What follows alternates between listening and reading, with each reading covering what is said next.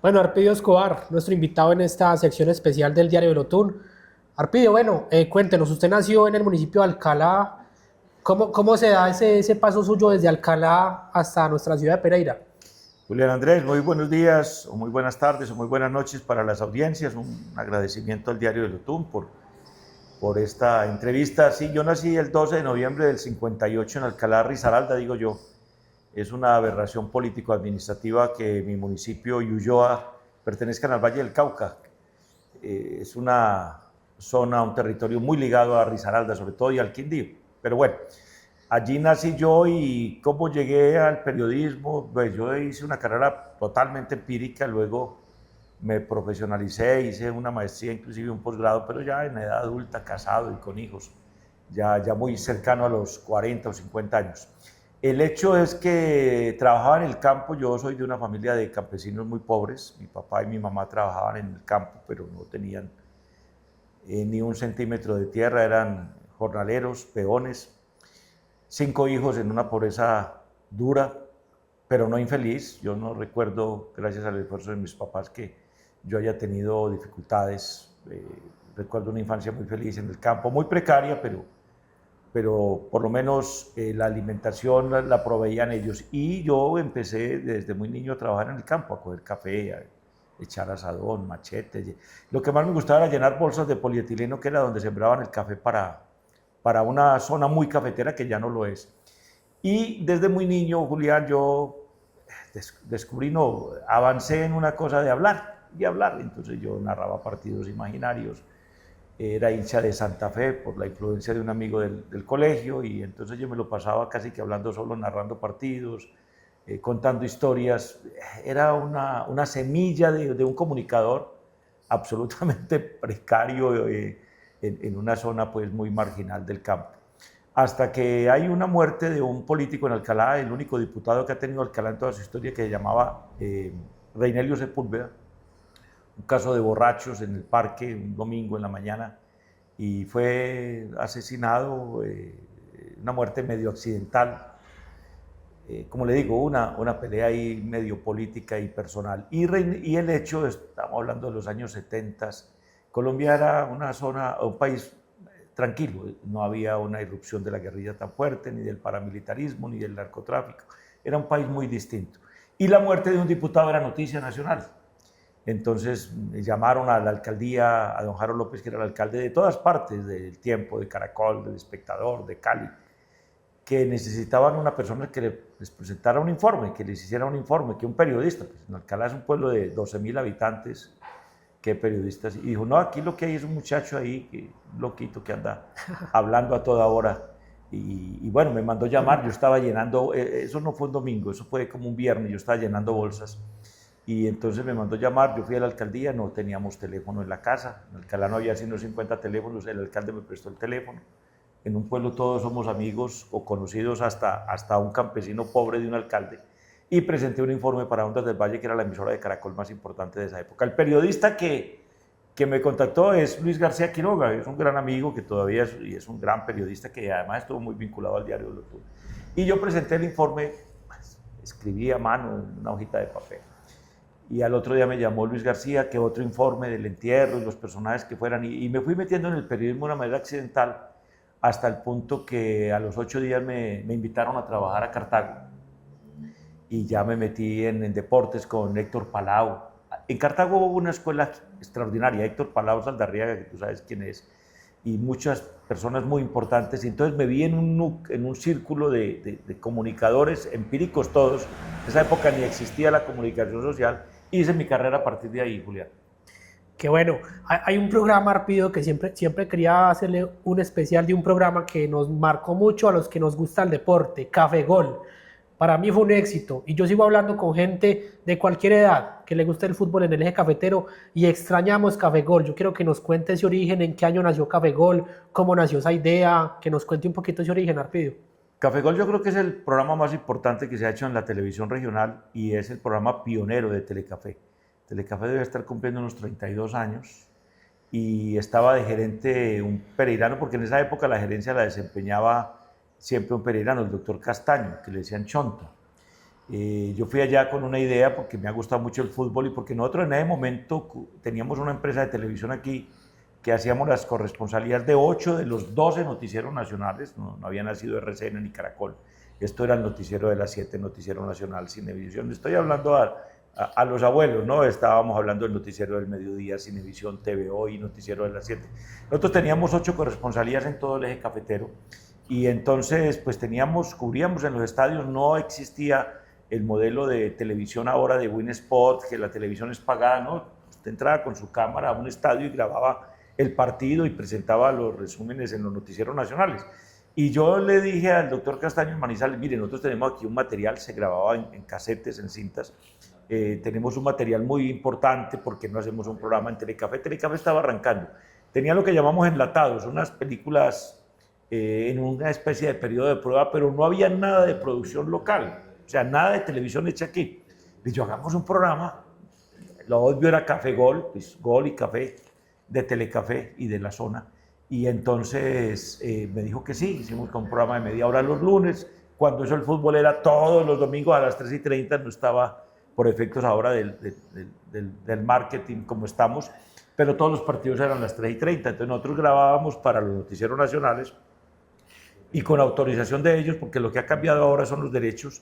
Nosotros teníamos los partidos del Pereira, del Once Caldas y del Quindío, y a partir de Café Gol comenzamos en un gran esfuerzo económico a acompañar a nuestros equipos, que los 3 estaban en la A Cúcuta, Barranquilla, Bogotá, y entonces nos íbamos en avión, en carro, en carros particulares de la empresa, en busetas, en buses, y siempre grabábamos los partidos y para los lunes en un trabajo maratónico les teníamos en Café Gol. Yo me acuerdo que había una máquina para dar la cámara lenta, que eso, el servicio nos lo prestaba Karina, del que para mí es el padre de la televisión, un médico de la televisión regional, y entonces con una máquina muy costosa dábamos la cámara lenta para mostrar los goles.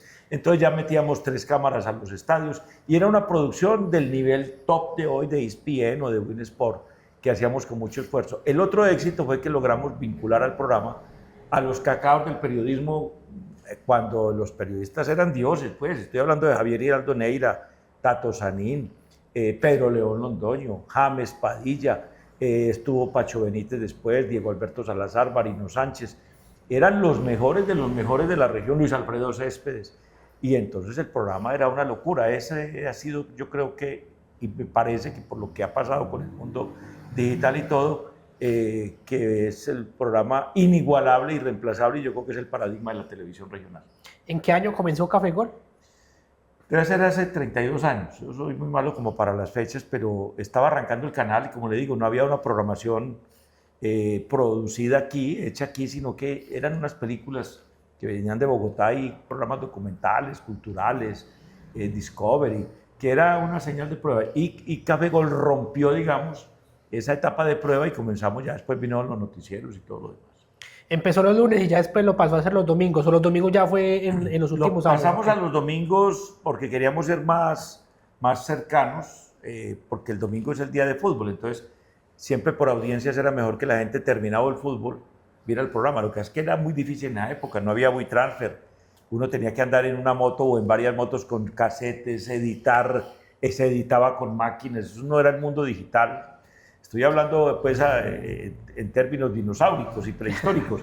Entonces eso era editar con 3 máquinas, era muy complejo.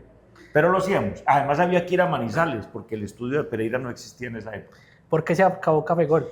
Por muchas razones. Primero, la industria audiovisual se fue a pique. Estamos en un mundo, la disrupción digital nos tiene en unos escenarios muy distintos, los temas económicos muy duros, el programa era muy costoso. Pero esencialmente es que al entrar Win Sports con los derechos del fútbol, pues ya nadie puede ni entrar a una cámara. Limitaba el trabajo, ¿no? Claro. No, ni siquiera lo prohibía. Hoy claro. Usted no puede pasar imágenes. No puede grabar. No puede ni grabar ni emitir, porque además está sujeto a una demanda de Win Sport, que tiene el contrato, no lo estoy criticando, tiene el contrato de exclusividad. Entonces ya uno está amarrado. Ya a duras penas los noticieros pasamos segmentos de goles, y eso que todavía sigue la polémica jurídica. Entonces ya no podíamos ni entrar las cámaras a los estadios, ni emitir eso, y prácticamente eso acabó con el programa. Bueno, atrás vemos su hijo, 1A. ¿En qué año nace 1A? 1A debe tener 30 años, más o menos la época de Telecafé. No, un poquito más. A ver, mi referencia es mi matrimonio, que es la única fecha que recuerdo. Entonces, yo me casé con Carmen Fanny, que ha sido la mejor decisión de mi vida, y estaba empezando la empresa. Debe tener 31 años, exactamente. Y se mantiene uno a pesar de todos esos cambios que usted está hablando. Como se mantiene el diario del Otún y el Cubo. Es una lucha muy difícil, está la humanidad viviendo una etapa muy crítica. Miren el escenario político con todos estos locos que llegan democráticamente, entre comillas, al poder, las condiciones de corrupción en general, cómo se mueve la administración pública en Colombia y en el mundo. Pero en el tema que tiene que ver con los medios de comunicación, pues vivimos el peor escenario. Y es que una empresa como estas, aquí tenemos una nómina de 15 personas. Sosténgalo, pues, es una cosa compleja. Ya cada vez la pauta publicitaria es menor porque pues hay otros escenarios, Facebook, las redes sociales, ya la gente pauta directamente. Yo pongo el ejemplo de Frisbee, que era un cliente nuestro hace muchos años. Entonces Frisbee quiere hacer una promoción de pollos, entonces pauta, eso le habla además muy barato, no sé, 300, 400 mil pesos en Facebook, y todo el mundo se da cuenta que además le llegan específicamente al público objetivo, que compra un pollo, dando un ejemplo tonto, y lleva dos y listo. ¿Para qué necesitan poner un aviso en el diario del Otún o poner un comercial en Uno A Televisión o en Caracol? Es la realidad de lo que está pasando. Pero yo creo que la democracia y la sociedad y la cultura, sobre todo, necesitan medios.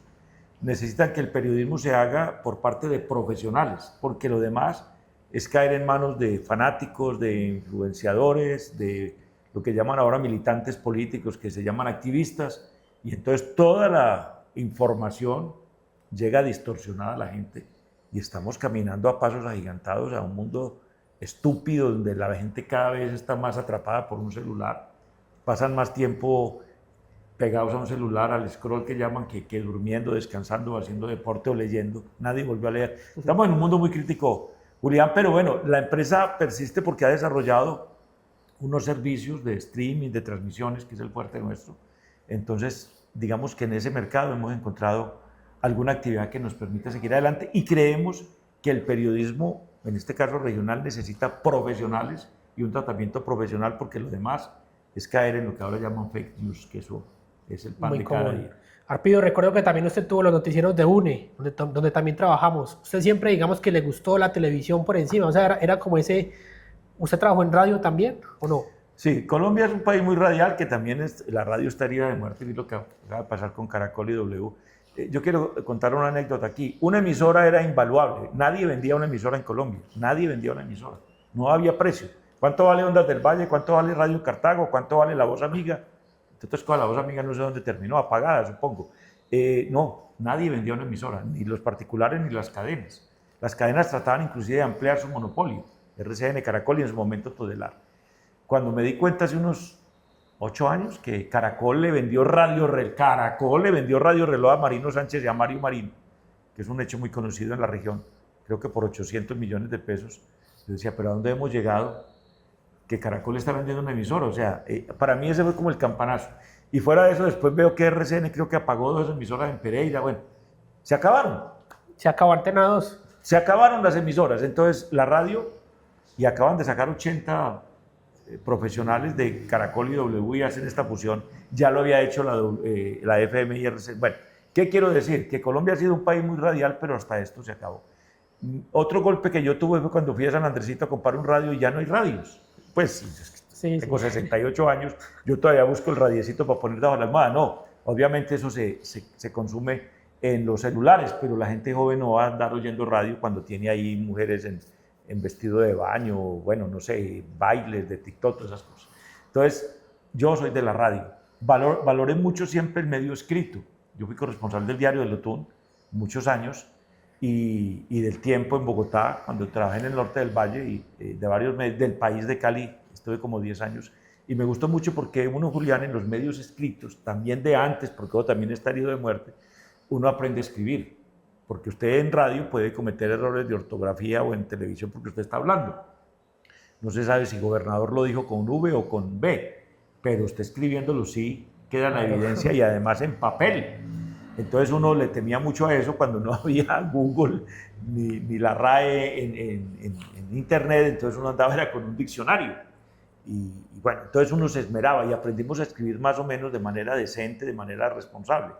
Y luego terminé en la televisión por un accidente, porque a Cartago fueron a buscar un corresponsal para los medios de Cali, Telepacífico, 90 minutos y el noticiero del fin de semana, y entonces me eligieron en un casting que hicieron allá, y bueno, ya después me trasladaron el medio de Cali, me conectaron con Bogotá, llegué a noticieros Cinevisión, otros medios nacionales, y terminé acá. Y luego terminé ya como empresario de la televisión. Entonces terminé en el mundo audiovisual, que amo, y que tratamos de defender que se mantenga, porque, como lo dije antes, la democracia y la sociedad necesitan de medios periodísticos serios. Pero por último, ¿ha podido entonces ir logrando lo que ha querido? Ha sido, como usted nos cuenta, naciendo desde un cafetero en Alcalá hasta un... Los cafeteros son los que tienen finca y plata. Yo era un Cafetero peón, suena entonces como muy... Un campesino que sí, trabajaba bueno, en exacto, un campesino. Entonces, allá ir gerenciando televisión ha ido como consiguiendo, Arpidio, lo que había querido. Pues Julián, a mí no nos ha ido mal. Tengo la fortuna de tener una esposa maravillosa que ha trabajado conmigo desde hace 31 años en la empresa, como te consta.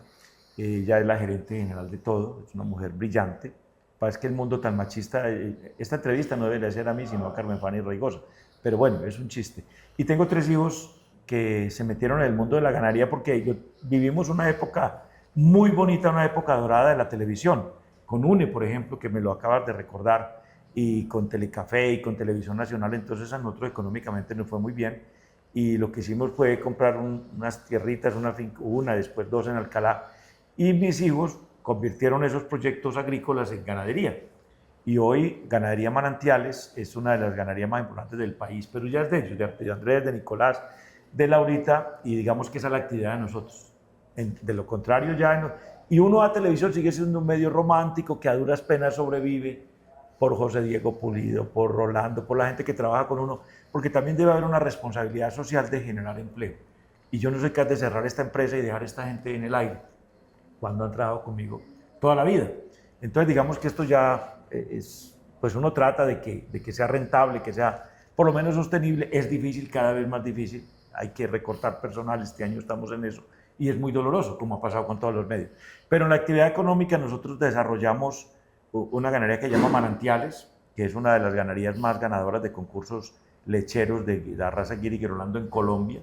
Es una de las ganaderías más importantes de Colombia y del mundo hoy, en términos de concursos ganados, de genética.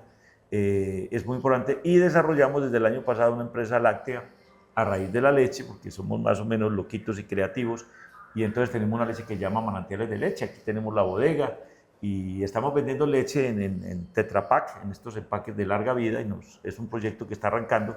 Esperamos en el futuro producir leche A2, que es una leche muy especializada para la gente que tiene intolerancia a la leche, de pronto en el futuro yogures, leche saborizada, en fin, nos metimos en eso. Ya es la etapa final de mi vida, como le digo, trasladada al ejercicio de mis hijos, Julián.